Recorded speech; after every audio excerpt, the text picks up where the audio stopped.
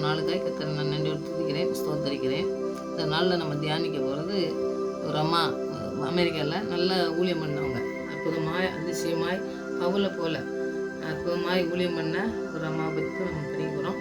இப்படி நம்மளை அழைச்சிருந்தாருனாலும் நம்மளை எப்படி நடத்துவாருங்கிற ஒரு உற்சாகத்தில் நாமளும் அதில் நிலைத்து நிற்கிறதுக்கு இந்த அம்மாவுடைய சம்பவம் நமக்கு ரொம்ப பயனுள்ளதாக இருக்குன்னு சொல்லி தான் அந்த வசனங்களை நம்ம தியானிக்கலாம். இந்த அம்மாவுடைய சம்பவம் நமக்கு ரொம்ப ஆசீர்வாதமாக இருக்கும். நம்மளே நடத்துவார்னு சொல்லி இன்றைக்கி அர்ப்பணித்து நம்ம ஜெயிப்போம். அற்புதமாக ஆண்டவர் நடத்துவார். ஜெயிப்போம். நல்ல தகப்பனே நமக்கு நன்றி செலுத்துகிற சுவாமி. நாட்களில் தியானிக்க வசனங்களையும் நம்மளுடைய ஆண்டவருடைய என்ன அழைப்புக்கு அவங்க போனாங்க, அதுபோல் நாங்களும் அழைப்பை பெற்றுக்கொண்டால் அது எப்படி நடக்க வேண்டும் என்று நாங்கள் நடந்து சென்று ஆண்டவரே உடைய நாமத்தை மகிமைப்படுத்துகிற பிள்ளைகளால் நாங்கள் உலகத்திலே வாழ எங்களுக்கு கிருபை செய்து உன்னதமாக ஜெபிக்கிறேன் சுவாமி. ஒவ்வொரு நாளும் நீங்கள் அழைத்த அழைப்பை நாங்கள் புரிந்து கொள்ள கிருபை செய்யுங்க. அதிலே பலப்பட கிருபை செய்யுங்க. பிசாசு எத்தனை திட்டங்கள் வைத்திருந்தாலும் அதை ஆண்டவரை தோற்கடிக்க என் தேவனால் முடியும் என்று நாங்கள் விசுவாசத்தோடு ஜெபிக்க, விசுவாசத்தோடு வசனங்களை பிடித்து கொண்டு ஜெபிக்க எங்களுக்கு கிருபை செய்து வண்ணத்தமாக ஜெபிக்கிறோம். எங்களுடைய வாஞ்சையை நீங்கள் தருகிறீங்க ஆண்டவரை. அந்த வாஞ்சையை நிறைவேற்றுவதும் நீங்கள் ஆவியானவர் அப்படியே நடத்தி செல்ல போருக்காக நன்றி செலுத்துகிறோம். நீங்கள் தாமே பேசுங்க. நீங்கள் தாமே எங்களோடு கூட இடைவிட்டு வழிநடத்த வேண்டுமா ஜெபிக்கிறேன். போதித்து நடக்கிற தேவன் எங்களோடு கூட இருந்து வழிநடத்தமாக ஜெபிக்கிறேன். துதிக்கிறேன், ஸ்தோத்தரிக்கிறேன். துதிக்கிற மகிமெல்லாம் நமக்கு செலுத்துகிறேன். ஏசுச்சன் நந்திர ஜெயவங்களுக்கு நல்ல பிதாவே, ஆமென். அதனால் நம்ம தியானிக்க போகிறது நான் சொன்ன மாதிரி அமெரிக்காவில் நல்லா பெரிய ஊழியம் பண்ண ஒரு அம்மாவை பற்றி தான்.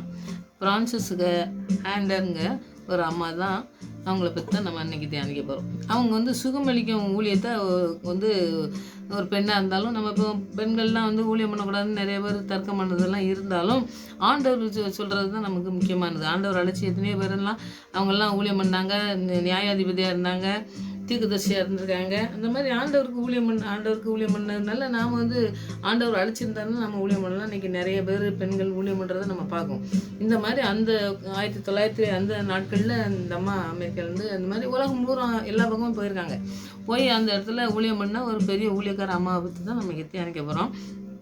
அவங்க ஆலயம் வச்சுருந்தாங்க. ஆலயம் வச்சு அந்த ஆலயத்தில் நிறைய பேருக்கு ஆலயத்துக்கு போகும்போது நமக்கு உடம்பு நல்லா இல்லை அப்படின்னு சொன்னோம்னா சிலர் ஜெபிக்க சொல்லுவாங்க. அந்த அம்மாவுக்கு அந்த மாதிரி அது சுகமளிக்கும் அற்புத ஒரு வரம் அவங்களுக்கு இருந்ததுனால அவங்களுக்கு சொல்லுவாங்க, எல்லோரும் ஜெபிக்கிறதுக்கு சொல்லுவாங்கன்னு சொல்லி நம்ம சொல்கிற மாதிரி சொல்லி எல்லோரும் ஆலயத்தில் சொல்லுவாங்க. அவங்க ஆரம்ப நாட்கள்லாம் பார்த்திங்கன்னாக்கி ஒரு சகோதரி சொல்லுவாங்க, ஒரு குடும்பத்துக்குன்னு சொல்லுவாங்க. அப்போ அவங்களுக்காண்டி அவங்க உறுதியாக இருந்து அப்படியே அந்த பிள்ளைக்காண்டி ஜெபிக்கணும். இந்த நம்ம ஜெபிக்கிறதுக்கு சொல்லணும்னாக்கி பாருங்கள், அவங்க அதுக்காகவே உட்காந்து ஜெபம் பண்ணி அது சுகமாகிற வரைக்கும் வாஞ்சோடு ஜெபிக்கிறவங்க நிறைய இருக்கிறாங்க. அந்த மாதிரி இந்த அம்மா வல்லமையாக ஆண்டவர் சுகம் கொடுக்கணும் அப்படிங்கிற இதில் இருக்கிறதுனால ஒரு அம்மாவுக்கு ஒரு சகோதரிக்காண்டி ஜெபிக்க சொல்லி அந்த ஆலயத்தில் போய் சொல்லியிருக்காங்க. நீங்கள் அவங்க கேன்சர் வியாதினால ரொம்ப மரணத்தருவாயில் இருக்காங்க, அவங்களுக்காண்டி நீங்கள் ஜெபிங்க, அவங்களுக்கு சுகமளிக்கும் வரம் ஆண்டவர் கொடுத்துருக்காரு.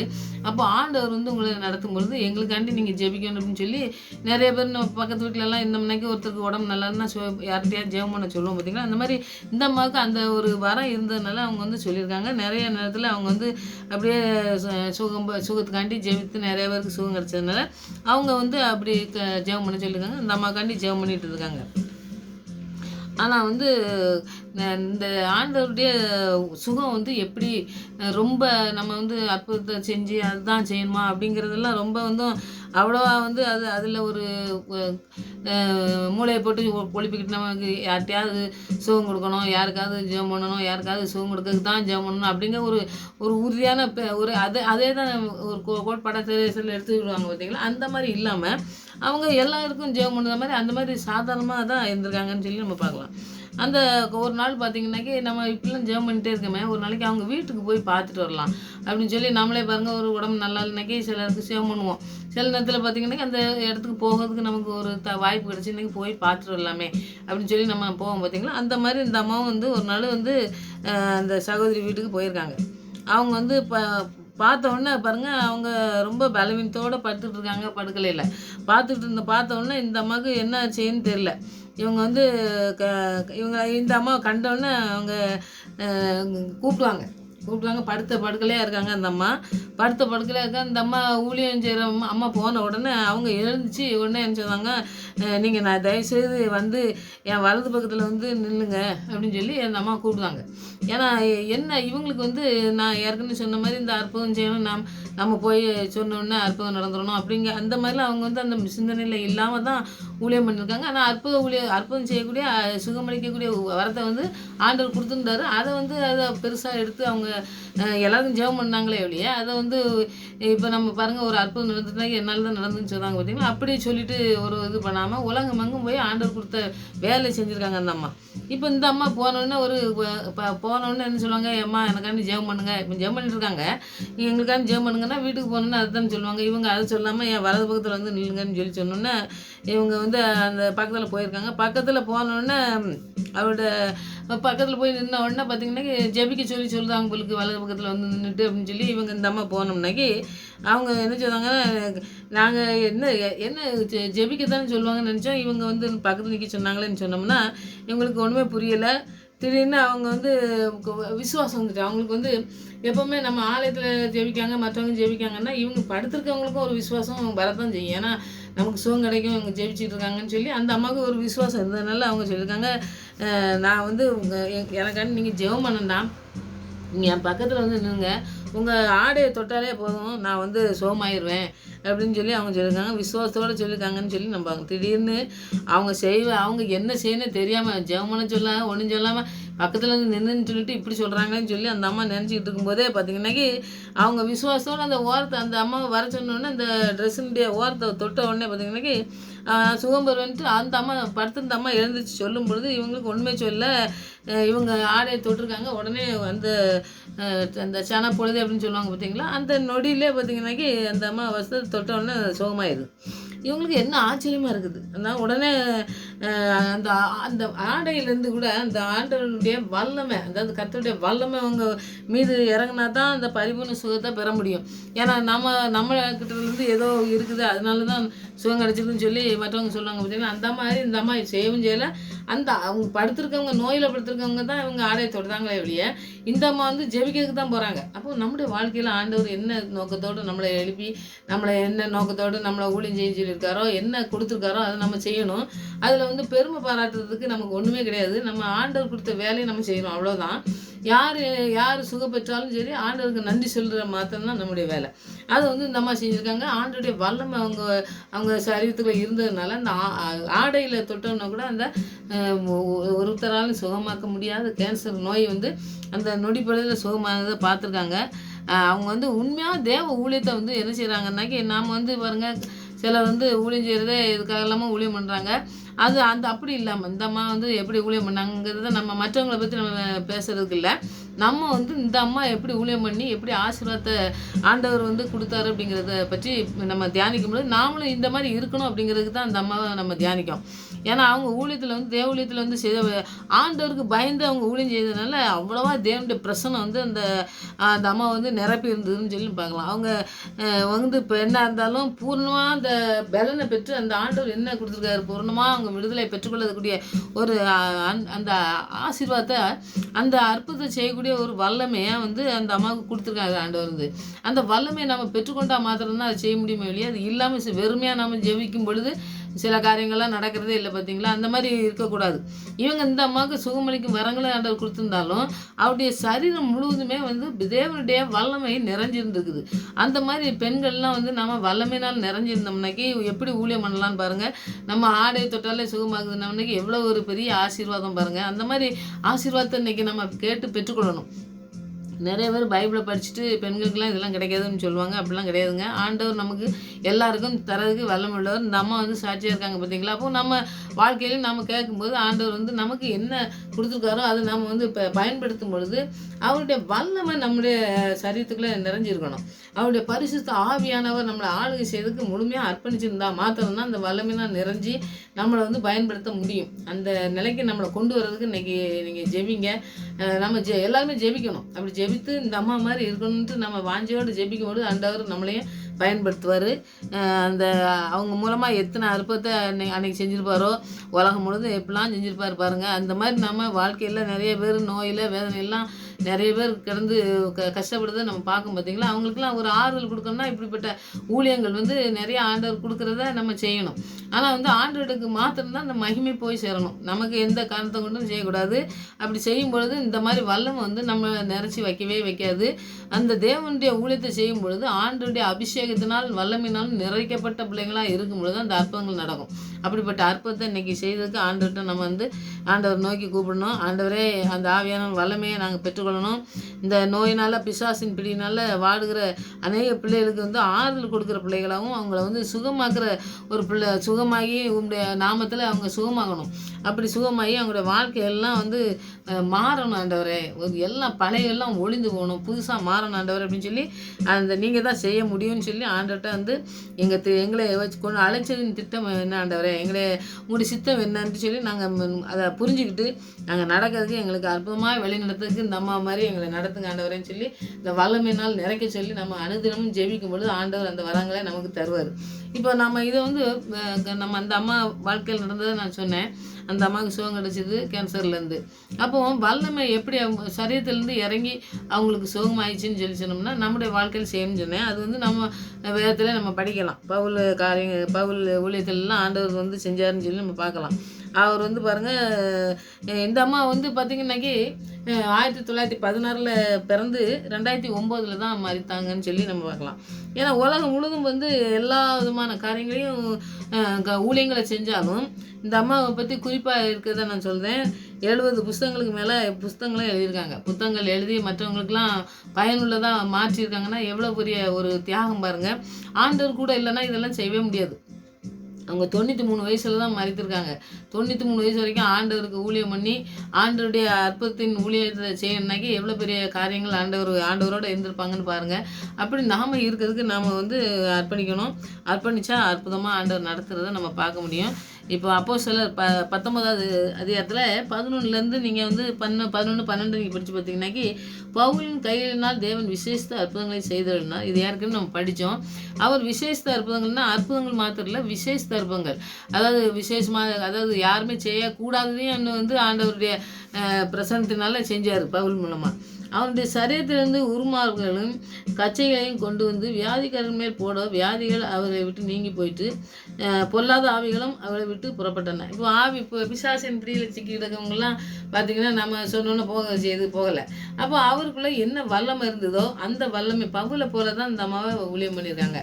அப்போ பவுல் எந்த நாட்களில் ஊழியம் பண்ணார்னு பாருங்கள். ஆண்டவராக இயேசு கிறிஸ்து இருக்கிற காலத்தில் ஊழியம் பண்ணவர். ஆனால் இப்போ இவங்க வந்து 1916 ஊழியம் பண்ணவங்கன்னு சொல்லி நம்ம பார்க்கோம். அப்போது இருக்க காலங்களுக்கும் இப்போ இருக்க காலங்களுக்கும் செய்யாமல் இல்லை. அந்த நாட்களில் என்ன செஞ்சாரோ அதே காரியங்களை இன்றைக்கும் செய்யறதுக்கு அவர் வல்லமுள்ளவராக இருக்கார். அதனால் எதுவுமே மாறி போகிறதே கிடையாது. யாரை கொண்டு செய்யணும்னு சொல்லி ஆண்டவர் வச்சுருக்காரோ அதை செய்கிறாரு. அப்போ பவுல் மூலமாக விசேஷ அற்புதங்களை செய்த மாதிரி இந்த அம்மா மூலமும் விசேஷ வல்லமையை கொடுத்துருக்காரு. அப்போ வந்து பாருங்கள், தலையில் கையை வச்சு ஜெபம் பண்ணாங்க, சுகமாகுது.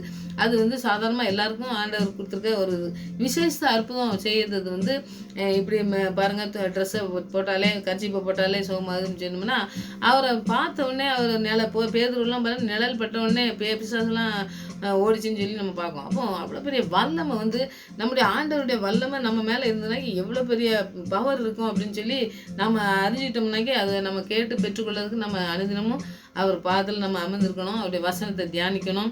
அப்படி தியானித்து நம்ம அழைப்பையும் பெற்றுக்கொண்டு நம்ம ஓடும்பொழுது அநேக பிள்ளைகளுக்கு ஆசீர்வாதமாக மாற முடியும். அநேகருக்கு ஆண்டவரை சுகத்தை கொடுக்க முடியும். ஆண்டவர் சுகத்தை கொடுத்து அவங்க வாழ்க்கையும் வந்து ஆண்டவருக்கு பிரியமான வாழ்க்கையாக வாழறதுக்கு நாம் வந்து ஆண்டவருக்கு பயன்படுத்தப்பட நம்மளை அர்ப்பணித்து இன்றைக்கி ஜெபிக்கணும். நம்ம ஜெபித்தோம்னா ஆண்டவர் கட்டாயம் நம்மளையும் பயன்படுத்துவார்னு சொல்லி உறுதியாக நான் விசுவாசத்தோடு தான் அந்த வசனங்கள்லாம் தியானிக்கும். அப்படி நீங்களும் தியானிங்க, ஆண்டவருக்கு அர்ப்பணிங்க. ஆண்டவர் அற்புதமாக நடத்துறதுக்கு நம்ம அர்ப்பணிக்கும் பொழுது அற்புதமாக நடத்துறதை நாம் கண்களால் கண்டு அநேக பிள்ளைகளை ஆசீர்வாதமாக பார்க்க நம்மளை உபயோகப்படுத்த ஆண்டவருக்கு இன்றைக்கி அர்ப்பணித்து ஜெபிங்க. இந்த அம்மா மாதிரி நாமளும் வாழ்க்கையில் வாழ்ந்து அப்புறம் மறித்தோம்னா நமக்கு வந்து பாருங்கள், இன்றைக்கும் நம்ம பேசுகிறாங்க அவங்க. அப்போ எப்படி அற்புதங்கள் செஞ்ச, எப்படி ஊழியம் பண்ணி எப்படி புத்தகங்கள் எழுதி எல்லாம் பண்ணியிருக்காங்கன்னா அவங்க பேர் இன்னைக்கு நம்ம சொல்கிறோம் பார்த்தீங்களா. அந்த மாதிரி நம்முடைய வாழ்க்கையில் உலகத்தில் வந்ததுக்கு நோக்கத்தை ஆண்டவருக்கு என்ன செஞ்சுருக்கோன்னு சொல்லி செஞ்சுட்டு நம்ம மறிக்கும் பொழுது அது பின்னாடி உள்ள சந்ததிக்கெல்லாம் ஒரு ஆசிரமாக இருக்கும். அப்படி ஆசிரமாக வாழறதுக்கு ஆண்டவர்கிட்ட அர்ப்பணித்து இன்றைக்கி ஜெயிப்போம். ஆண்டவர் பெரிய காரியங்கள் செய்வார். ஆமென்.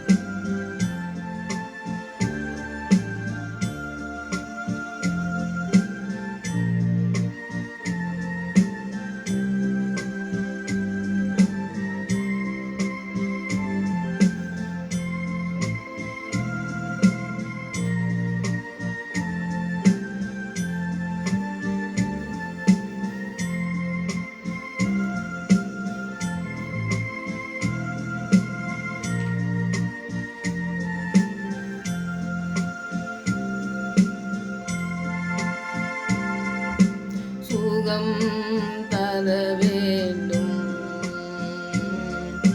யெகோவா ராபா, இன்று சுகம் தர வேண்டும்.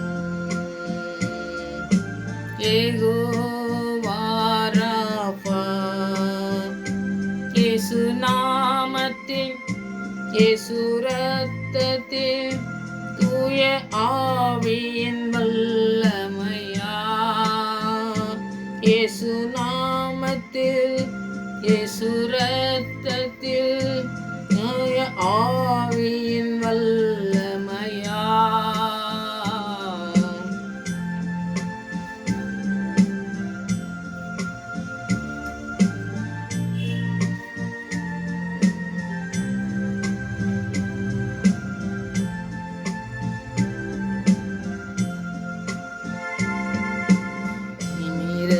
முடியாத மகளை அன்று நிமிர்ந்து துதிக்கச் செய்தி,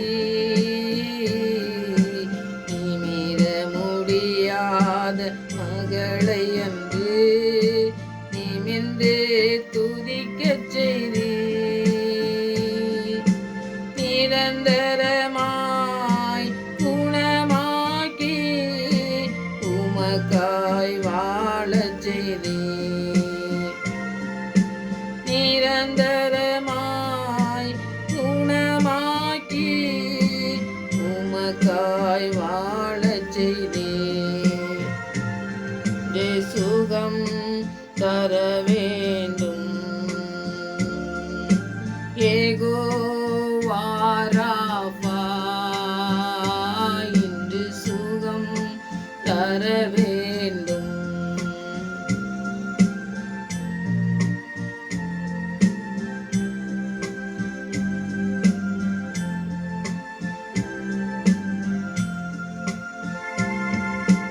தொழு நோய்கள் சுகமானதே, திரு கரம் தொட்டதா, தொழு நோய்கள் சுகமானதே, திரு கரம் தொட்டதா, கடும் வியாதிகள் விலகியதே, உமது வல்லமையா, கடும் வியாதிகள் விலகியதே, உமது வல்லமையா, இன்று சுகம் தர வேண்டும். யெகோவா ராபா, இன்று சுகம் தர வேண்டும். யெகோவா ராபா, இயேசு நாமத்தில், இயேசு ரத்தத்தில், தூய ஆவியின் வல்லமையா, இயேசு நாமத்தில், ரத்தத்தில், தூய ஆவியின் வல்லமையா, இன்று சுகம் தர வேண்டும்.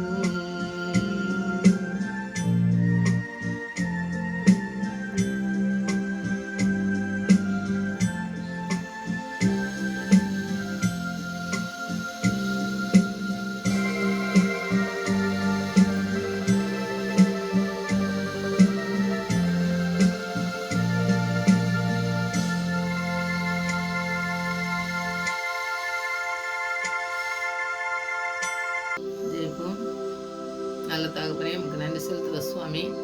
இந்த நாட்களிலே நாங்கள் தியானித்தது போல ஆண்டவரை பிசாசின் பிடியிலே சிக்கி தவிக்கும் அநேக பிள்ளைகள், நோயினால் வாடுகிற பிள்ளைகளுக்கு அற்புதமாய் நடத்தின ஒரு அம்மாவை ஆண்டவரை தியானித்தோமே சுவாமி. எங்களையும் அப்படி பயன்படுத்த நாங்கள் அர்ப்பணிக்கும் பொழுது அற்புதமாய் நடத்துங்க. கேட்குற பிள்ளைகள் யாரெல்லாம் கேட்குறாங்களோ அவங்களுக்கெல்லாம் அந்த அற்புதத்தை செய்கிற, அந்த அதிசயங்களை செய்கிற ஆண்டவரை வல்லமையை நீங்கள் ஊற்றி வழிநடத்த வேண்டுமா செபிக்கிறேன் ஆண்டவரை. நாங்கள் இந்த உலகத்திலே வந்து நோக்கத்தை நீங்கள் ஆண்டவரை நிறைவேற்றணுமா செபிக்கிறோம். அதை மாத்திரம் நிறைவேற்றி உங்களுடைய நாமத்தை மகிமைப்படுத்துகிற பிள்ளைகளாய் வாழ கிருபை செய்யுங்க. எங்களுடைய வாழ்க்கையிலே எங்களுடைய பெயர்களை பிரஸ்தாபப்படுத்தாதபடி எப்பொழுதும் உம்முடைய வார்த்தைக்கு நாங்கள் கீழ்ப்படுகிற பிள்ளைகள், உம்முடைய வார்த்தையை நாங்கள் மேன்மைப்படுத்துகிற பிள்ளைகளாய் காணப்பட கிருபை செய்யுங்க. இந்த அம்மாவை போல நாங்களும் ஆண்டவரே தகப்பனே அநேகருக்கு சுகம் கொடுக்கிற பிள்ளைகளாய் மாற்ற கிருபை செய்யுங்க. எத்தனை பிசாசு கட்டி வைத்து ஆண்டவரே உலகத்திலே வாழ்கிறாங்க ஆண்டவரே. விடுதலை கிடைக்காதபடி வாழ்ந்து அழுது கொண்டு இருக்கிற மக்களுக்கு ஒரு விடுதலை கொடுக்கிற பிள்ளைகளாய் காணப்பட எங்களுடைய வாழ்க்கையை மாற்றுங்க. அன்னைக்கு நீங்க உலகத்திலே வந்த பொழுது சகல நோயும் சுகமாக்கினீர். சகல பிசாசுகள் எந்த பிசாசா இருந்தாலும் ஆண்டவரே, எந்த நோயா இருந்தாலும் சுகமாக்கினீங்க. மனதுரி அந்த மனதுருக்கத்தை தாங்க ஆண்டவரே. இந்த மனதுருக்கத்தை தந்து இந்த விடுதலையை பெற்றுக்கொண்டு வாழ்கிற அநேக பிள்ளைகள் ஆண்டவரை உண்மை கண்டு கொள்ளத்தக்கதாய், கண்கள் திறக்கப்படத்தக்கதாய் நோக்கி பார்க்கணும் ஆண்டவரை.